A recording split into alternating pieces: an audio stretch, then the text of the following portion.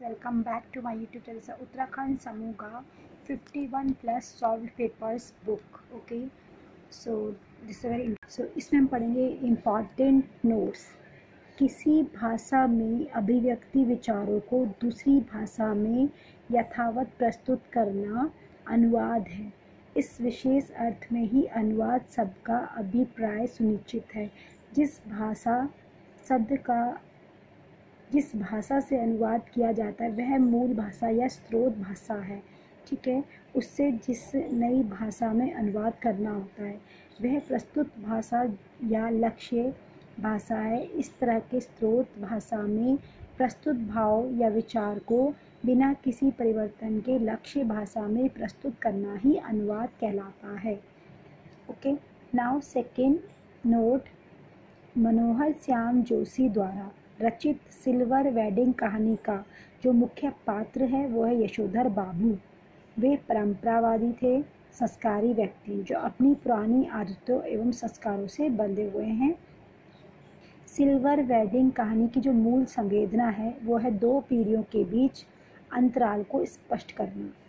अब third note में क्या लिखा है. सूर्यकांत त्रिपाठी निराला ने वर्ष 1923 में मतवाला पत्रिका का संपादन किया. मतवाला कलकत्ता से निकलने वाली मासिका पत्रिका है. ओके, सूर्यकांत त्रिपाठी निराला ने वर्ष 1923 में मतवाला पत्रिका का संपादन किया. मतवाला कलकत्ता से निकलने वाली मासिका पत्रिका है. अन्य विकल्पों में सरस्वती इलाहाबाद, श्याम सुंदर दास 1900 तथा महावीर प्रसाद द्विवेदी 1903, कल्पना हैदराबाद, अयेंद्र शर्मा 1949, प्रतीक इलाहाबाद अगेन 1947. ओके, ना फोर्थ वन. पासपोर्ट को हिंदी में अनुमति पत्र या तथा पारपत्र भी कहते हैं. पारपत्र और अनुमति पत्र. पासपोर्ट या पारपत्र किसी राष्ट्रीय सरकार द्वारा जारी वह दस्तावेज होता है जो अंतर्राष्ट्रीय यात्रा के लिए उसके धारक की पहचान और राष्ट्रीयता को प्रमाणित करता है.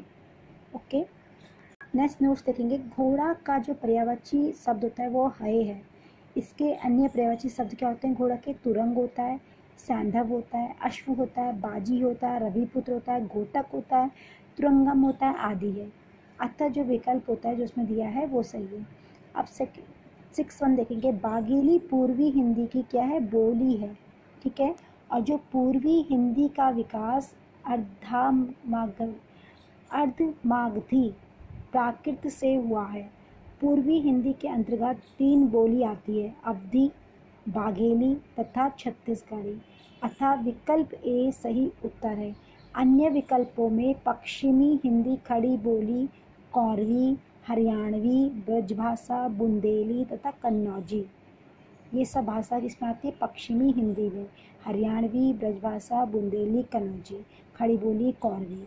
राजस्थानी हिंदी में कौन सी भाषा आती है, मारवाड़ी, मेवाती, मालवी, जयपुरी.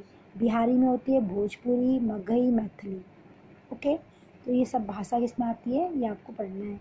जिन शब्दों से किसी कार्य का करना या होना अथवा किसी घटना के घटित होने का संज्ञान होता है उन्हें क्या कहते हैं, क्रिया कहते हैं.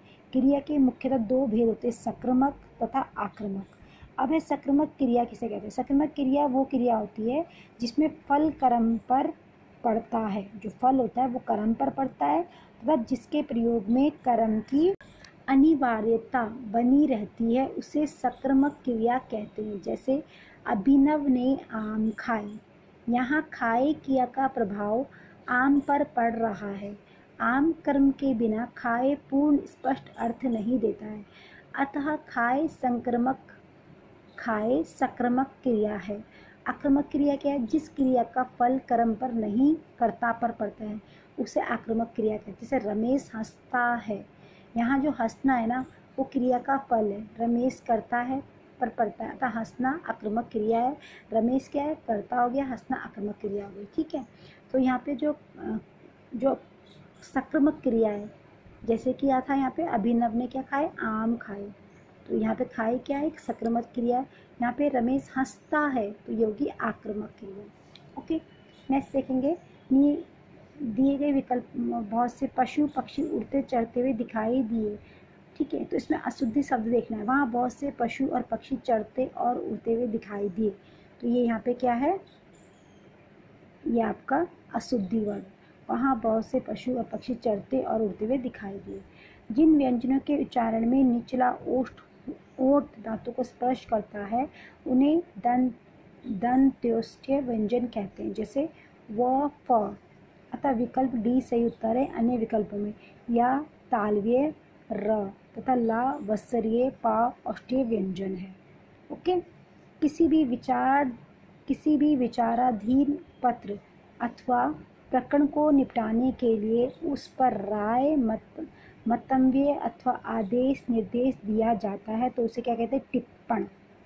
टिप्पण का मुख्य उद्देश्य विचाराधीन पत्रों से संबंधित सभी बातों को इस प्रकार प्रस्तुत कर देना है कि उसकी बातें स्पष्ट हो जाएं और अधिकारी को निर्णय लेने में कठिनाई ना हो।